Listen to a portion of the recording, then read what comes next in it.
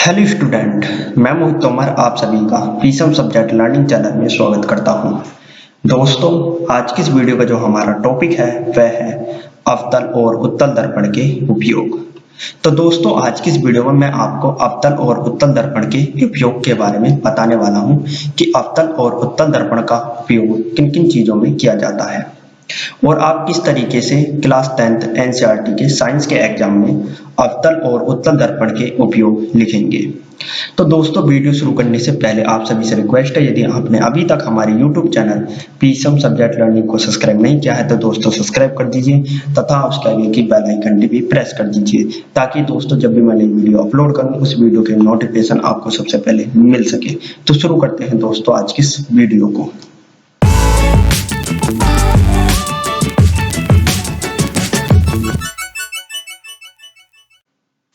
तो दोस्तों, आपको पहले तो हेडिंग डालनी है अवतल और उत्तल दर्पण के उपयोग। इसके बाद दोस्तों आपको पहली हेडिंग डालनी है अवतल दर्पण का उपयोग। क्या हेडिंग डालनी है दोस्तों? अवतल दर्पण का उपयोग। और इसके बाद आपको पहला पॉइंट लिखना है अवतल दर्पण पर रखी वस्तु का प्रतिबिंब बड़ा व सीधा बनने के कारण इसका प्रयोग दाढ़ी बनाने में किया जाता है। तो दोस्तों देखिए, अवतल दर्पण का एक मुख्य गुण होता है, इसके पास जो भी वस्तु रखी होती है उस वस्तु का प्रतिबिंब बड़ा और वह सीधा बनता है। इसी कारण से दोस्तों अवतल दर्पण का प्रयोग दाढ़ी बनाने में किया जाता है। आपके घर में बहुत सारे व्यक्ति होंगे या आपके पापा होंगे और दाढ़ी बनाने में एक छोटे से शीशे का इस्तेमाल करते हैं। दोस्तों उस छोटे से शीशे में ही अवतल दर्पण होता है। वह अवतल दर्पण करता क्या है कि आपका जो प्रतिबिंब है वो बड़ा बनाता, बिल्कुल सीधा बनाता, जिससे आपको दाढ़ी बनाने में बहुत आसानी होती है। इसलिए अवतल दर्पण का प्रयोग दाढ़ी बनाने में किया जाता है। इसके बाद दोस्तों आपको दूसरा पॉइंट डालना है और उसमें आपको लिखना है कान, नाक व गले की जांच करने के लिए यह डॉक्टरों द्वारा प्रयोग किया जाता है। तो दोस्तों बहुत सारे डॉक्टर अवतल दर्पण का प्रयोग करते हैं। क्यों करते हैं? क्योंकि दोस्तों इसका मुख्य गुण ये होता है कि इसका जो प्रतिबिंब बनता है वो बड़ा बनता है और सीधा बनता है। इसी कारण से बहुत सारे डॉक्टर कान, नाक और गले की जांच करने के लिए अवतल दर्पण का प्रयोग करते हैं। यह अवतल दर्पण करता क्या है?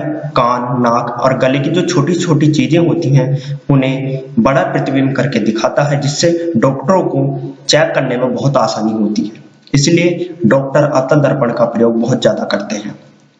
इसके बाद दोस्तों आपको तीसरा पॉइंट डालना है और उसमें आपको लिखना है सोलर कुकर में अवतल दर्पण का प्रयोग किया जाता है।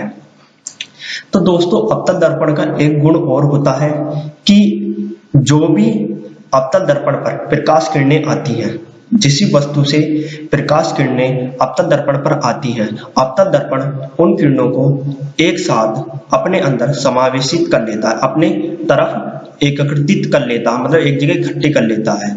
यही गुण होने के कारण अवतल दर्पण का उपयोग सोलर कुकर में किया जाता है। ठीक है दोस्तों, ये एक और गुण होता है अवतल दर्पण के पास। इसके बाद दोस्तों आपको चौथा पॉइंट डालना है और उसमें आपको लिखना है परावर्तक दूरदर्शी में इसका प्रयोग किया जाता है।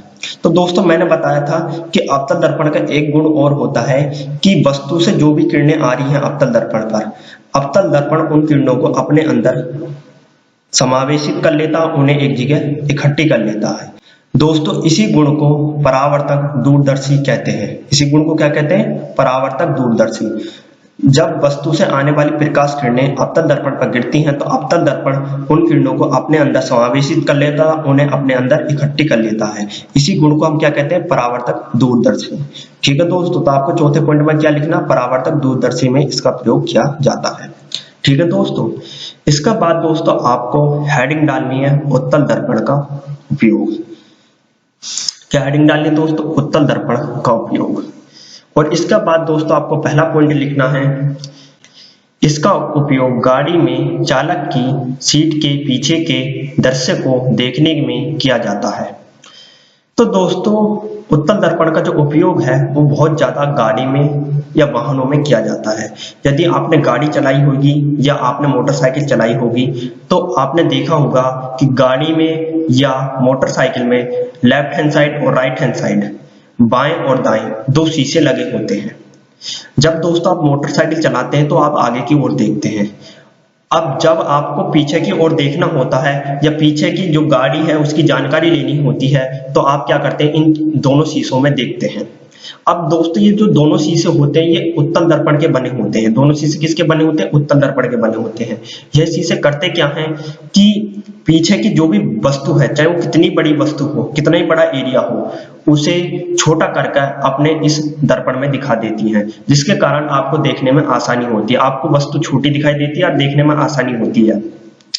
तो दोस्तों जब आप मोटरसाइकिल चलाते हैं तो आप आगे की ओर देखते हैं, तो पीछे की गाड़ी या वाहन या क्षेत्र को देखने के लिए आप क्या करते हैं, इस शीशे में देखते हैं। तो इस शीशे की मदद से आप पीछे की गाड़ी, वाहन और क्षेत्र के बारे में पता कर लेते हैं।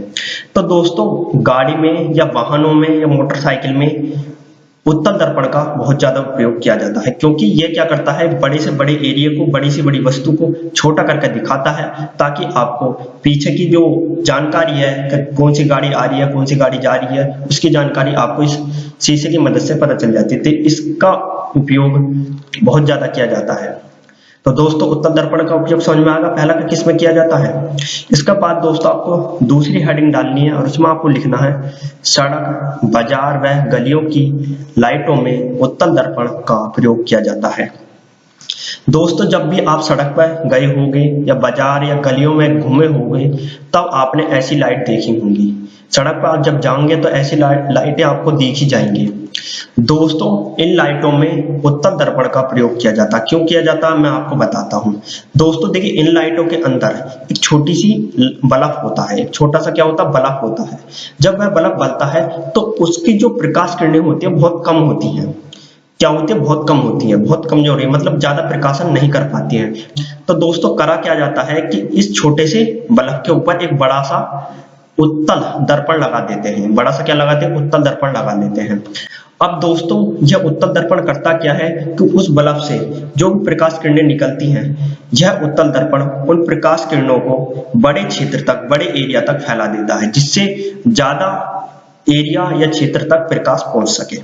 फिर से समझाऊं दोस्तों, आपने रोड पे ऐसी लाइट देखी होंगी। अब इन लाइटों के अंदर क्या होता है, एक छोटा सा बल्ब होता है।